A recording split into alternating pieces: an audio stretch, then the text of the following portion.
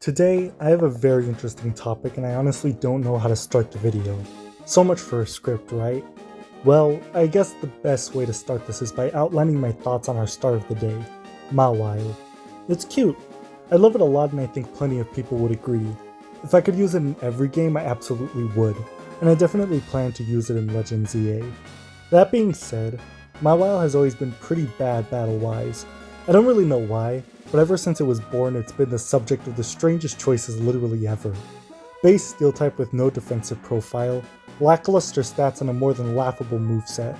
So get ready, because who's bored? I'm bored. And today we'll be doing a quick dive into Mawile's history to outline just how unfair life has been to this Pokemon. Where to start with Gen 3? First we need to glaze over just how bizarre Mawile really is in battle. Its stats are shocking to say the least. I'm gonna condense this for people that aren't in the know.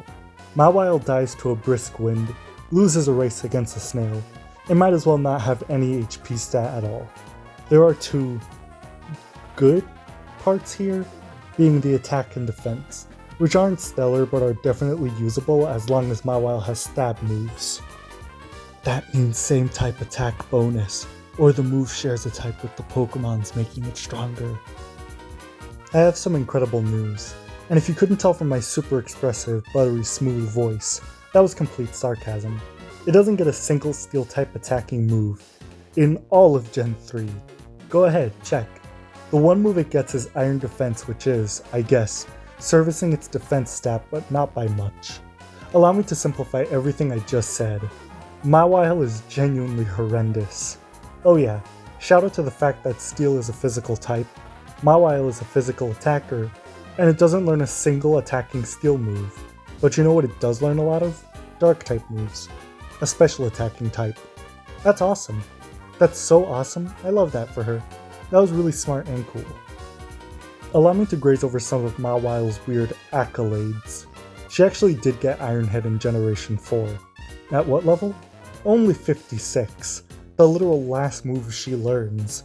But fret not, because she got tons of TMs this time around. Things like Flamethrower and Charge Beam, and Ice Beam, and Solar Beam, and Shadow Ball. Why does it get so many special moves? Was that a mistake? It almost reads like one. I actually can't believe that. It has a special attack of 50. Those are all completely useless. You can get plenty of physical moves through breeding at least. Moving on, life got slightly better for Mawile very slowly in Gen 5. It's only available in the post-game of Black and White, meaning that you can get Iron Head on it super quickly, and its move pool was actually expanded with usable moves. Plenty of physical attacking options that might not look good coming off of its so-so attack stat, but it seriously made a difference. Possibly having been on many Generation 5 teams was a great first win for Mawile that warms my heart to no end. Now it could finally use its pretty good set of abilities and be appreciated for it. Mawile had always been decently popular, since it's cute, but this is the first time that Mawile could be used without feeling pointless. But trust me, it wouldn't be the last as things got better with Mawile, and fast. Gen 6 gave Mawile Broken Tool after Broken Tool and it was beautiful.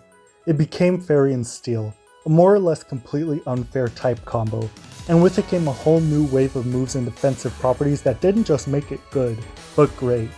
The biggest thing of all to me was Play Rough, which hit for big power and was finally a new physical stat for Mawile, even if it's hilariously only obtained at level 60, which is somehow higher than Iron Head. And, the greatest gift of all, bar none, was a full Mega Evolution with huge power, an ability that doubled her now massive attack stat to insane levels. Mawile wasn't just good, she was great.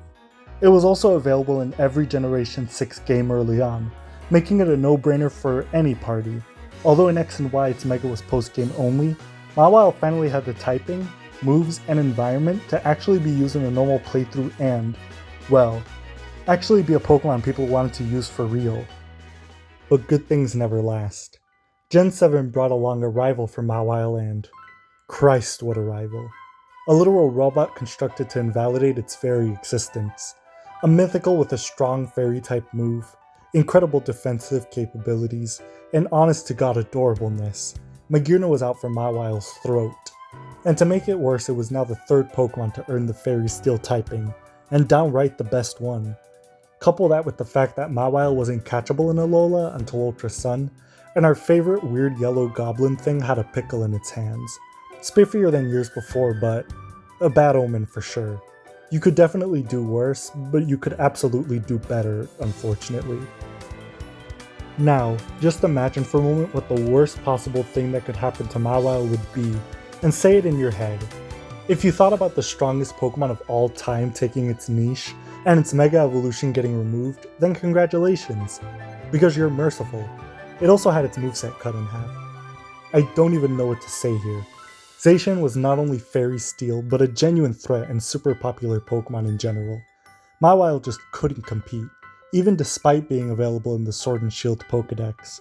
Her Mega was also removed, setting her back several generations, and her moveset was cut in half, essentially dropping her down to Gen 3 in a few brief but silent moments. She went out with not a bang, but a very passive, almost inaudible whimper. Generation 9 would come to pass without her, bringing Tinkaton into the Fairy Steel family. And even though I love them both dearly, Mawile wasn't even obtainable in Scarlet and Violet. Not even a footnote worth mentioning. Meanwhile, every other Fairy Steel is obtainable, even Klefki. I didn't even mention him in the video because I thought it was unnecessary. I guess that brings us to, not the end, but more of a loop to where we begun. I adore Mawile for more reasons than its strength. I just think it's absolutely adorable, and I wish I could use it all the time, just like Simipour, Smoochum, and other Pokemon like them that get shoved to the side. But Mawile is impossible to use in most games, and when it finally wasn't, it felt more like an exception than a genuine change.